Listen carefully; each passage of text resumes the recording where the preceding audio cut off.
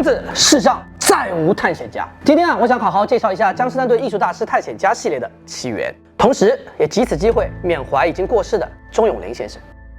江诗丹顿艺术大师系列的缘起是1994年，品牌为纪念地理学家 Gerardus Mercator 逝世400周年，与法郎大师夫妇 Ron and Lucy Jamburghi 合作，有2位法郎大师亲手绘制表盘，被签名的43050 Mercator 纪念款珐琅铜轴双逆跳腕表。相比于其他珐琅师通常采用的1毫米烧制珐琅盘，2位大师珐琅画轴的厚度是0.5毫米，功力水平高下立现。莫卡托系列腕表表盘以内填珐琅或掐丝珐琅工艺绘制出古地图表盘，其特殊的时间指示方式国内俗称圆规针。创意来自于航海州的6分仪，由铜轴的2根长针在下方扇形10分标上分别指示时与分，并在走完1轮后逆跳至起点。这种精妙绝伦的显示方式复刻了怀表时代江诗丹顿经典作品 Arms in the Air 的创意。对于当时绝大部分的表迷来说这是前所未见，也被公认为是腕表时代特殊显示方式的鼻祖。由此莫卡托纪念腕表成为全球藏家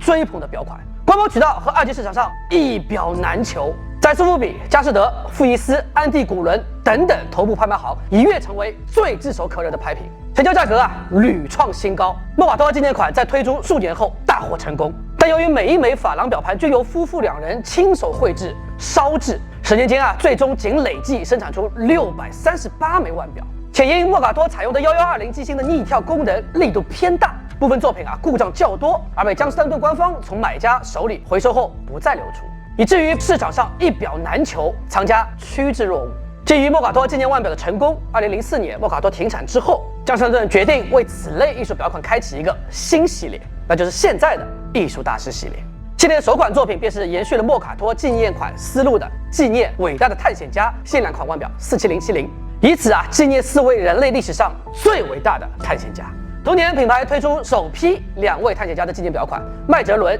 与郑和。为完美呈现这一主题的意境，表款采用与莫卡托不同的另一种特殊时间指示方式 Wandering Hour。表盘由双层立体珐琅组合而成，上层表盘绘制的古地图是每一位探险家的重要航线与历程。除大陆及岛屿外，表盘上还绘制了探险家所驾驶的船只，例如郑和的宝船或麦哲伦的维多利亚号，以及航线上的历史事件与风景。下层表盘上一个镂空的数字从右向左逐渐移动，通过珐琅微绘的海洋。数字本身只是小时，而数字所在的刻度位置则只是分钟。一个数字通过最左端的刻度60时，下一个数字将恰好出现在最右侧的刻度0。别出心裁的创意不仅完全解决了时针、分针、秒针局部遮盖主题图案的问题，还让时间的显示成为表盘艺术有机整体的重要部分。在这光彩夺目的双层立体珐琅表盘上，上层表盘无声地讲述着一个恢宏而伟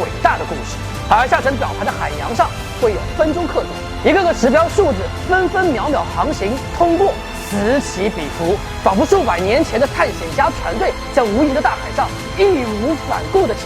行，以勇气、智慧和毅力穿越险恶的海洋，去探索未知领域，开辟新的航路，发现新的土地，去改变人类的历史进程。基于藏家们对2位大师作品艺术性的高度认可，江诗丹顿继续委托夫妇2人为新系列制作表盘。考虑到珐琅表盘制作的难度，江诗丹顿决定把制作数量定在每款60枚，其中首批2款腕表需要2位大师制作共计120枚表盘，预计在4年内完成交付。表款一经发布，当年即被 SIHH 日内瓦大展评为年度最佳腕表。第一批仅放出部分预定名额，全球藏家蜂拥而至，一时洛阳纸贵。著名腕表收藏家、评论家、国人腕表文化启蒙者、先行者、名表论坛创刊人钟永霖大师也第一时间发文宣告自己已经预定了郑和纪念款，排在第一批交付之列。然而直到麦哲伦与郑和2款腕表开始制作以后，江诗丹顿与2位大师才发现自己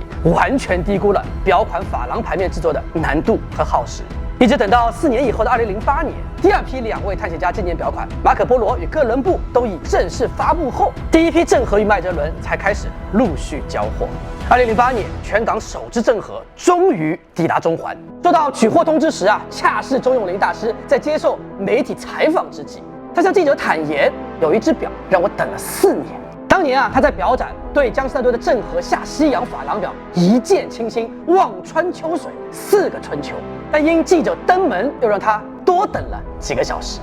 等待也是一种享受。周永龄大师的收藏哲学从此传为佳话。2008年，第2批2位探险家的纪念表款哥伦布与马可波罗正式发布，分别纪念了哥伦布带领圣玛利亚号船队发现新大陆与马可波罗沿丝绸之路来到东方的伟大事迹。在马可波罗之上，有他走过的丝绸之路的中亚洲地图，还有指南针、骆驼及元大都的图案；而在哥伦布之上，则是包括探险终点的厄瓜多尔与美洲地图，右上方是哥伦布的船队。表款发布之后屡获好评，不知成为了多少藏家心中的 Dream Watch。周大师在《名表再说》中有一篇又来了2个探险家中已有详述，文章的最后写道：他宁愿放弃4季，不要面具，也希望能买到全套探险家。然而，钟老最终未能如愿买齐全套探险家，他因病早早离开了我们，也是全球华人腕表爱好者的不幸。